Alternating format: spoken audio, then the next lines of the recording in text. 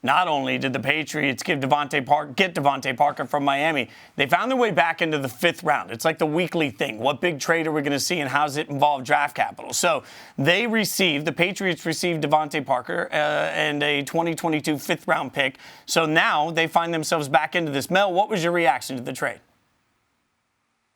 Not shocked. I think that, Bill Belichick knows what they need there. I mean, Mac Jones late in the year hit a little bit of a wall. You got to get him targets. You got him guys get weapons. He'll put the ball on you. Mac's accuracy is unbelievable. I mean, he can hit the bullseye, okay? He can put the ball on the receiver. DeVante Parker needs to maximize that ability on a consistent basis. He had some great moments, but it kind of leveled off. So I think you stay on the field for 16 games, provide Mac Jones a weapon in that passing game where they're lacking. I still think at 21 you draft a receiver. Obviously, corner they've addressed a little bit, could go that route as well, but take advantage of the depth at this position, get 2 receivers out of this draft to go along with Parker.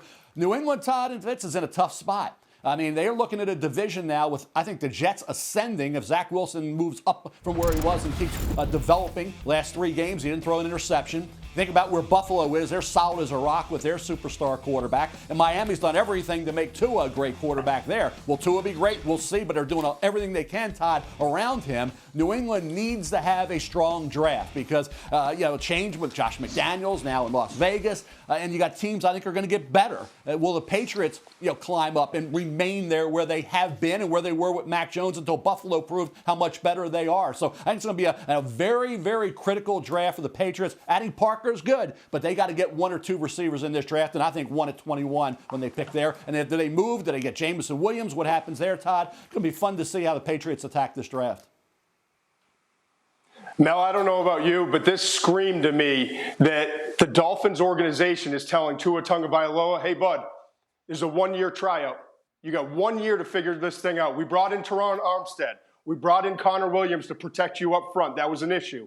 We brought in Tyreek Hill, massive deal, fastest player in the NFL, to go along with Jalen Waddle. We got Mike Gesicki at tight end. We got Mostert at the running back position, along with Chase Edmonds, who they brought in. I mean, they have speed. They might have the fastest team in terms of offensive skill players in the entire NFL. And so now, when you look at this, the Dolphins have 5 picks in the first 3 rounds, including 2 first-rounders next year. And we all know what's waiting. Bryce Young, Alabama, and C.J. Stroud, Ohio State. Tua Tagovailoa has 1 year to prove that he's the guy moving forward, or else the Dolphins are going to package these picks, move up, and go get one of those top quarterbacks next year.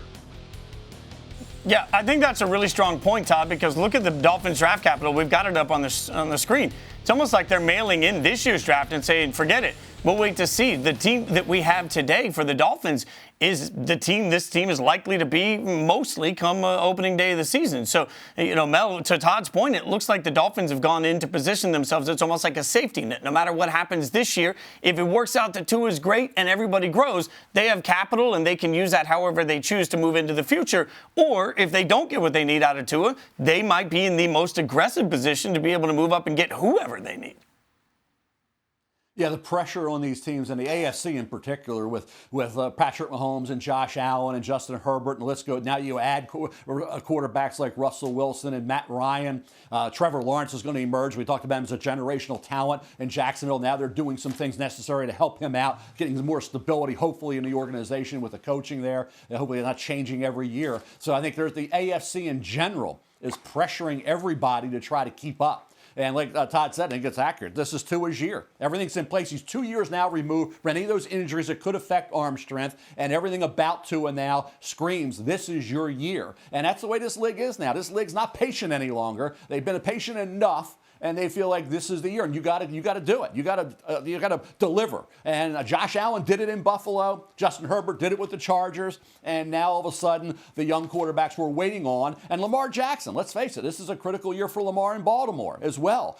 Joe Burrow, you get all the great quarterbacks. You got Deshaun Watson in Cleveland. This AFC is unbelievable. And like I say, Miami's one of many teams. I said before, there's going to be a lot of fan bases very disappointed because only one of these teams from the AFC is getting to the Super Bowl. And every year, they're going to be probably knocking each other off. So it's going to be really tough on these organizations because they're going to be screaming, win big, and only one team can do it. It feels like, to your point, Mel, there's only one or two ways for every organization to go right now. You're either going all in or you're deciding that you're going to go in 3 years, because so many of the quarterbacks you just mentioned in the AFC particularly are young. So it's not like we're going to wait for those guys to age out. Teams are going to have to figure out how to compete today and how to build for the future.